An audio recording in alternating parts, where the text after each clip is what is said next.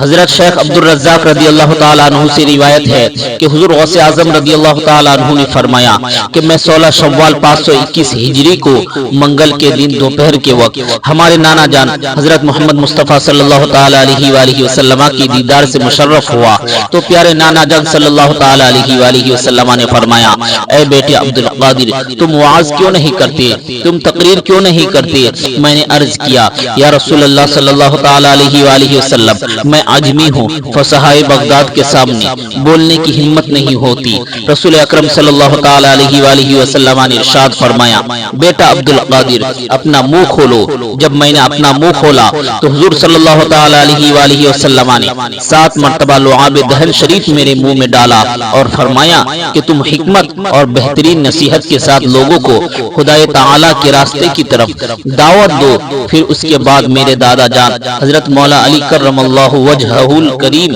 کی زیارت سے سرفراز ہوا تو انہوں نے 6 مرتبہ اپنا لعاب دہن مجھے عطا فرمایا۔ میں نے عرض کیا، 6 ہی مرتبہ کیوں؟ آپ نے بھی 7 مرتبہ کیوں نہیں اپنا لعاب دہن عطا فرمایا؟ تو ارشاد فرمایا کہ میں نے حضور رحمت عالم صلی اللہ تعالیٰ علیہ وآلہ وسلم کے ادب کے لیے 6 ہی مرتبہ اپنا لعاب دہن تمہیں بخشا ہے تاکہ جان عالم رحمت عالم صلی اللہ تعالیٰ علیہ وآلہ وسلم کے ساتھ برابری کا شبہ نہ پیدا ہو سکے۔ نانا جان اور بابا جان کے کرم و فضل کی برکت سے میں خوب فصیح و بلیغ وعظ کہنے لگا، جس پہ حیرہ زبان عرب اس بلاغت فصاحت پہ لاکھوں سلام۔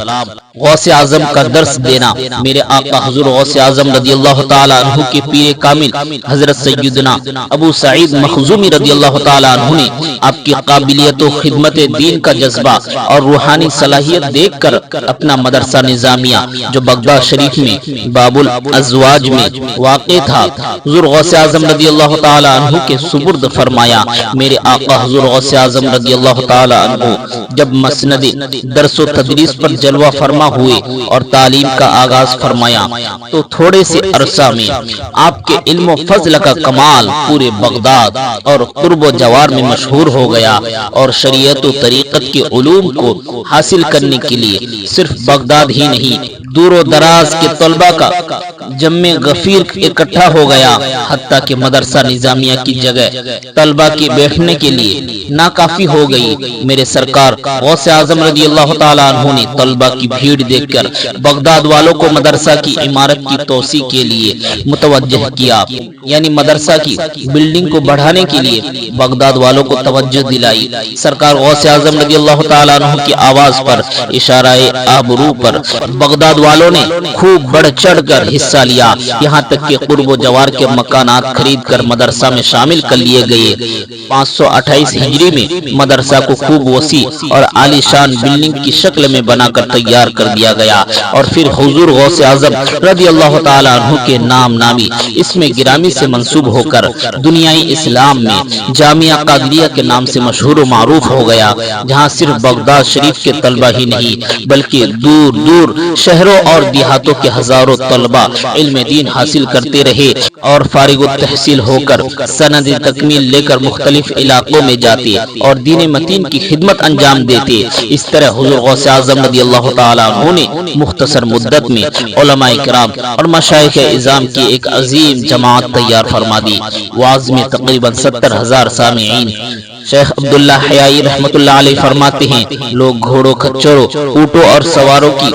گدھوں پر سوار ہو کر آتے تھے اور کھڑے رہتے تھے، جبکہ مجلس حصار کی طرح گول ہو جاتی تھی اور مجلس میں تقریباً 70,000 سامعین سننے والے حاضر رہتے تھے۔ میرے آقا حضور غوث اعظم رضی اللہ تعالیٰ عنہ کی وعظ کی مجلس میں عراق کے بڑے بڑے علماء کرام اور مشائخ اعظام اور جنات اور رجال الغیب بھی دور دراز سے حاضر ہوتے تھے، اور حضور غوث اعظم رضی اللہ تعالیٰ عنہ کی تقریریں لکھنے کے لیے 400 دواتیں استعمال کی جاتی تھی۔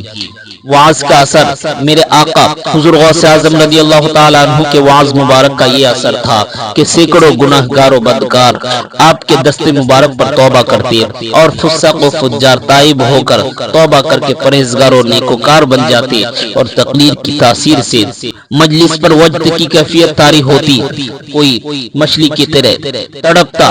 کوئی بے اختیار ہو کر کپڑے پھاڑتا اور چیختا چلاتا، اور کسی کے دل پر ایسی چوٹ لگتی تھی کہ شمشیر محبت سے گھائل ہو کر موت کی نیند سو جاتا۔ جب وعظ ختم ہوتا تو کتنے جنازے اٹھائے جاتے۔ حضور غوث پاک رضی اللہ تعالی عنہ کے وعظ میں مسلمانوں کے علاوہ دیگر مذاہب کے لوگ بھی حاضر ہوتے۔ آپ کے وعظ کا یہ اثر ہوتا کہ بہت سے یہودی، عیسائی اور دوسرے کفار کلمہ پڑھ کر مسلمان ہو جاتے۔ حضرت عیسیٰ علیہ السلام کا بھیجنا بارگاہ غوث میں ہمارے آقا حضور غوث اعظم رضی اللہ تعالیٰ عنہ وعظ فرما رہے ہیں، تقریر فرما رہے ہیں۔ ایک راہب آیا اور حضور غوث اعظم رضی اللہ تعالیٰ عنہ کے نورانی ہاتھ پر توبہ کیا اور مسلمان ہو گیا۔ پھر اس راہب نے مجمع عام میں بیان کیا کہ میں یمن کا رہنے والا ہوں، مجھے مسلمان ہونے کا شوق پیدا ہوا تو میں نے یہ مصمم ارادہ کر لیا کہ یمن میں جو شخص سب سے زیادہ پرہیزگار ہوگا اسی کے ہاتھ پر مسلمان ہوں گا۔ اسی خیال میں تھا کہ مجھے نیند آ گئی۔ خواب میں حضرت سیدنا عیسیٰ علیہ السلام نے مجھ سے فرمایا، اے سنام، بغداد چلے جاؤ اور شیخ عبد القادر جیلانی کے ہاتھ پر مسلمان ہو جاؤ، اس لیے کہ اس زمانے میں روئے زمین کے لوگوں میں سب سے بہترین ہیں۔